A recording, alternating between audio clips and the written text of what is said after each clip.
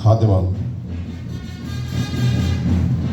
আমরা নিজেদেরকে আজকে সবাই এখানে উপস্থিত করেছি হযরত গৌসুল আজম মাইজ ভান্ডারীর খাদেমান হিসেবে।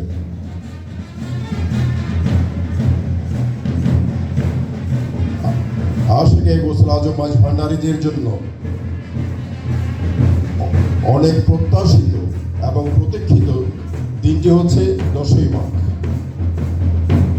আশেকানরা সারা বছর অপেক্ষা করে থাকেন কখন 10ই মাঘ আসবে, কখন তারা সদল বলে বন্ধু বান্ধব নিয়ে, তাদের পরিচিত জনদেরকে নিয়ে, তাদের পরিবার পরিজন নিয়ে হযরত গৌসুল আজম মাইজ ভান্ডারীর দরবারে এসে হযরত গৌসুল আজম মাইজ ভান্ডারীর দয়া এবং দোয়ায় তাদেরকে সিক্ত হবে।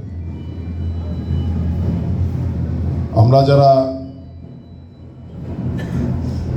খেদমতের দায়িত্ব নিয়েছি, আমি আবারও বলি, এটা একটা খেদমতের দায়িত্ব। এটা কোনো চাকরি কিংবা এটা কোনো চাপিয়ে দেওয়া কোনো কাজ না।